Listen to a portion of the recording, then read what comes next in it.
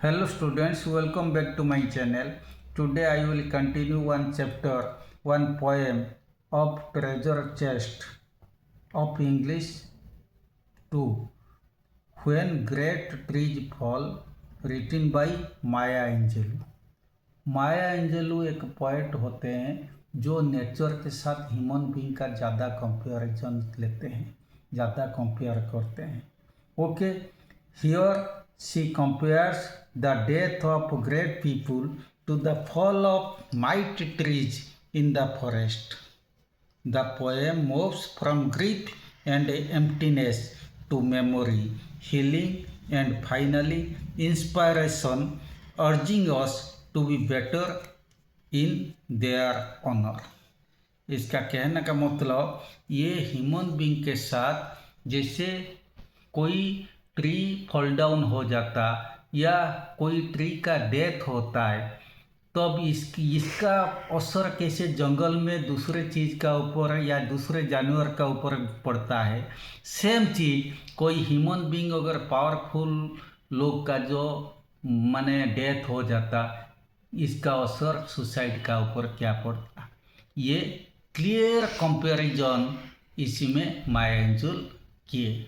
तो माया एंजेलू ये पोएम में she uses metaphor of falling great trees to represent the death or a loss of prominent influential individuals.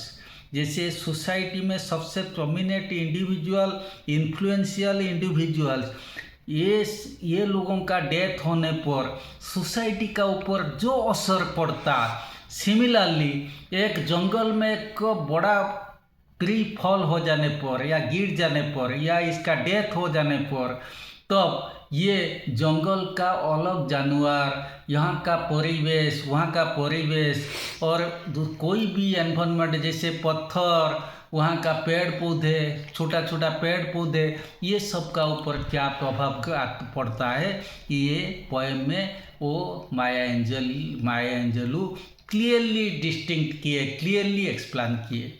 So first stanza से मैं पढ़ देता हूँ और लाइन बाय लाइन भी एक्सप्लेन करने के लिए कोशिश करता हूँ.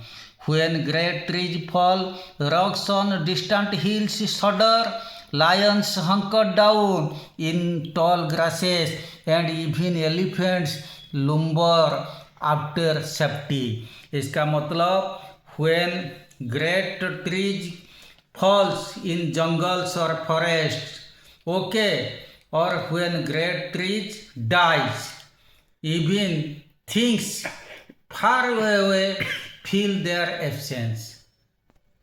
जैसे मैंने कहा ये माया एंजेलू कंपेयर किए ह्यूमन बीइंग के साथ. जैसे ह्यूमन बीइंग भी कोई पावरफुल आदमी का डेथ हो जाने पर ये सोसाइटी का दूसरे जगह में दूसरे लोगों का ऊपर इनका प्रभाव पड़ता है. जैसे इसी तरह जंगल का कोई बड़ा पौधा और कोई बड़ा पेड़ जब गिर जाता है, तब जंगल का दूसरे परिवेश का ऊपर माने इसका प्रभाव पड़ता है. So their powers presence were so immense that nature itself reacts. कैसे रिएक्ट करता? रॉक्स ट्रेम्बल, रॉक्स सब हिलने लगता. And even powerful animals like lions hide in fear. Lion जैसे सबसे बाहुबली होता है, सबसे पावरफुल होता है, ये छुप जाता है डर से. Okay, even strong and majestic creatures like elephants feel unsafe and move away to find comfort, emphasizing the massive impact of such loss.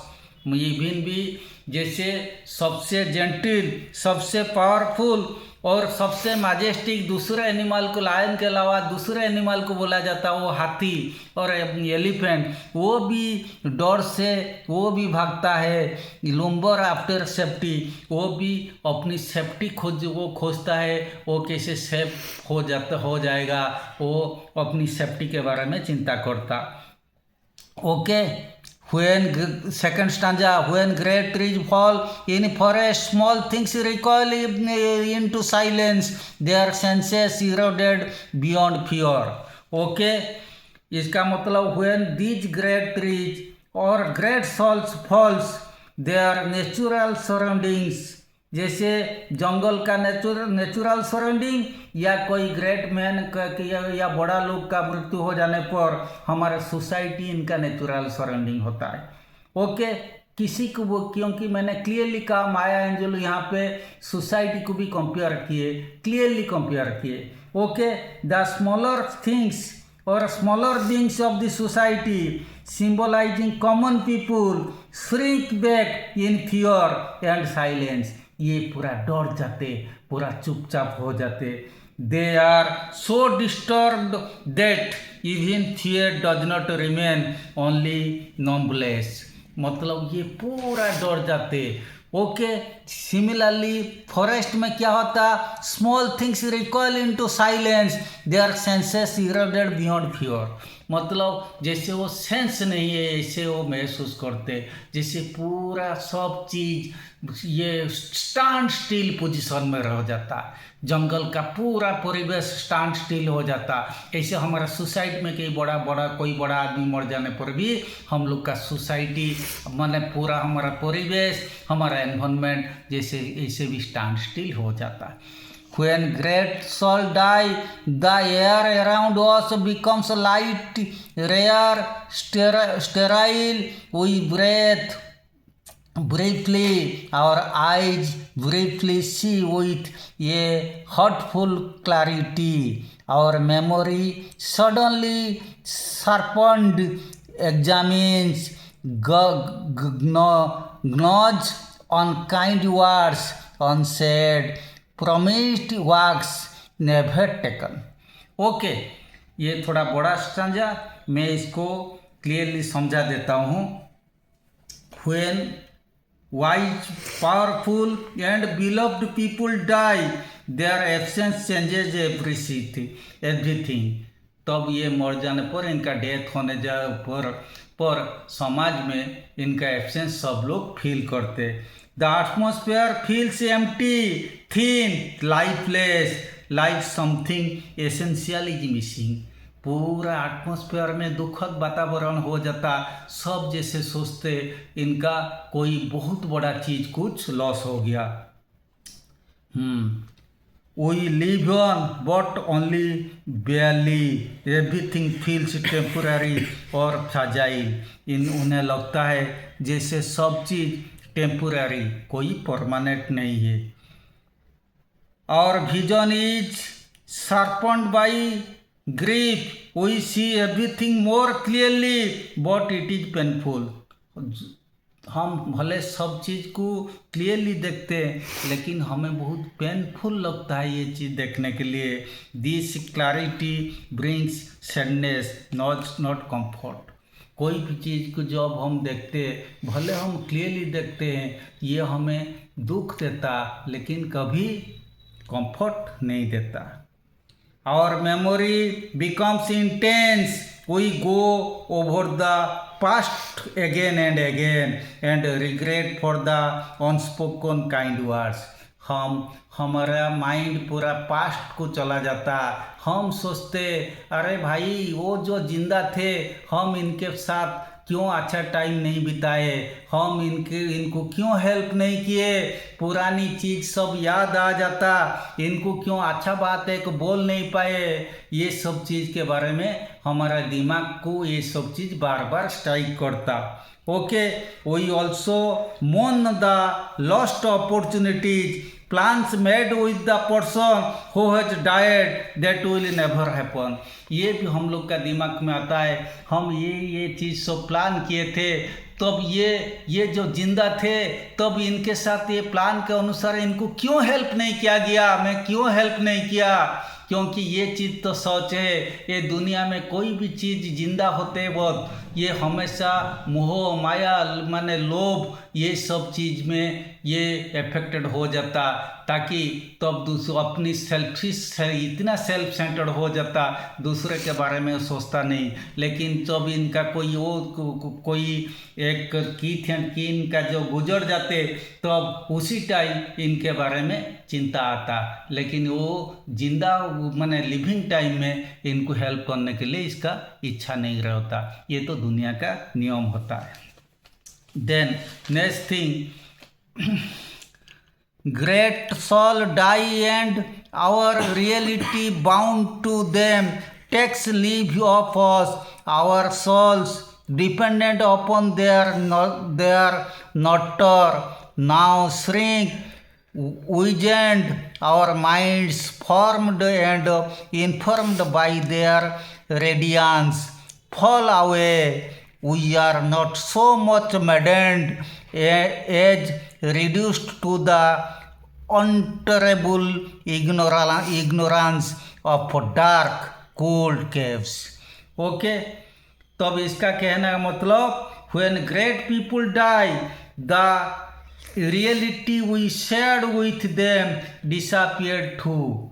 सब रियलिटी वास्तवता सब खत्म हो जाता और world changes because they were A core part of it.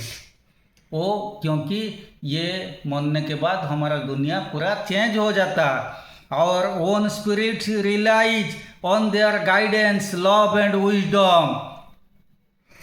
अच्छा, not shrink weakened. Now in their absence we feel smaller, older, weaker, emotionally shriveled. इसका मतलब ये हमारा माइंड अभी क्या हो जाता, हम बहुत छोटा ही महसूस करते और mind we feel smaller, older and weaker. Our thinking once shaped and brightened by their brilliance begins to fade without them. जैसे हमारा जैसे ब्रिलियंट थिंकिंग था, इनकी ये गुजर जाने के बाद हमें लगेगा जैसे हमारा जो थिंकिंग ये भी ख़त्म हो गया. We don't go insane with grief but we are left feeling lost, empty and unaware of what to do. मतलब हमारा माइंड इतना एम्प्टी हो जाता, वैकेंट हो जाता हो, हम कब सोच नहीं पाते क्या किया जाए, क्या नहीं किया जाए. Okay, dark cold caves. This symbolizes the emotional darkness we enter, like being lost in a cold cave. ये बढ़िया चीज़ होता है. तब ये लोग गुजर जाने पर हमारा माइंड इतना अपसेट हो जाता, हमें लगता जैसे हम कोई कोल्ड केव का अंदर फंस गए हैं. हमारा ज़िंदगी एक कोल्ड केव का अंदर जैसे गुम्फा का अंदर फंस गया. Okay, then last paragraph. And when great souls dies, after a period peace blooms slowly and always irregularly. Spaces fill with a kind of soothing electric vibration. Our senses restored, never to be the same, whispered to us. They existed, we can be and be better, for they existed. Okay, but healing is slow and uneven. The gaps left by their absence begin to fill, but not in a smooth and predicted way. धीरे धीरे कोई लोग गुजर जाने पर थोड़ी दिन तक तो हम इनका प्रेजेंस महसूस करते, लेकिन by the passage of time ये मटेरियल वर्ल्ड का अंदर हम फिर इतना अटैच हो जाते, तब इनको धीरे धीरे हम भूल जाते. भले इतना जल्दी नहीं, लेकिन जल्द नहीं, लेकिन ग्रेजुअली हम इनको भूल जाते. A strange but comforting energy begins to flow again. Life regains quiet rhythm, though it is not the same. Life का चेंज तो आता ही आएगा. हम क्या कोई गुजर जाने पर इनको हमेशा के लिए हमारे पास पकड़ के रखते हैं. टाइम तो आता है हम इनको भूल जाते और लाइफ पूरा अलग रिदमिकली लाइफ का पैटर्न चेंज हो जाता. भले कंप्लीट चेंज नहीं होता, इतना सडन चेंज नहीं होता, लेकिन ग्रेजुअल चेंज होता. We start to feel normal again, but we are forever changed. This new self quietly reminds us they existed. We are constantly reminded that they were real and they mattered deeply. भले हमारा mind setup हो जाता, कभी कभी इनका याद आता, हम याद दिलाते, हमारा याद का ये यादगार बन जाते और हम याद दिलाते ये लोग अभी भी हमारे साथ एक दिन था, वो एग्जिस्ट करते थे। मतलब इनका ख्याल, इनका रिमेम्बरेंस हम कभी हमारे माइंड से ऐसे दूर नहीं कर पाते। वो हमेशा के लिए एक जगह ले लेते हमारे माइंड का अंदर। Because they once lived, we are inspired to keep living and to become better. Their legacy pushes us forward. ये चीज़ हम महसूस करते। एक दिन था, वो हमारे आत्मीय थे, वो हमारे भलाई चिंता करते थे। और ये लोगों का लिगासी, और ये लोगों का माने लिगासी, गुड विल, ये हम लोग को आगे बढ़ाने के लिए बाट माने रास्ता साफ करके कर दिया, और ये हमसे हमेशा के लिए विदा हो गए। ओके, ऑलमोस्ट ये चैप्टर कंप्लीट हो गया। ये खाली बात माने एक चीज़ मैं बताता हूँ, हमारा ज़िंदगी के साथ हमारा कोई रिलेटिव, कोई बिग मैन या पावरफुल मैन का डेथ हो जाने पर हमें जो महसूस होता, ऐसे पेड़ माने जंगल में एक बड़ा ट्री फॉल डाउन होने पर जंगल में दूसरा परिवेश को इसी तरह का महसूस होता। इसका एक कंट्रास्ट, क्लियर कंट्रास्ट दिए कौन, माया एंजेलू ए पोएम में। Hope you will go through this and will be benefited. Thank you very much.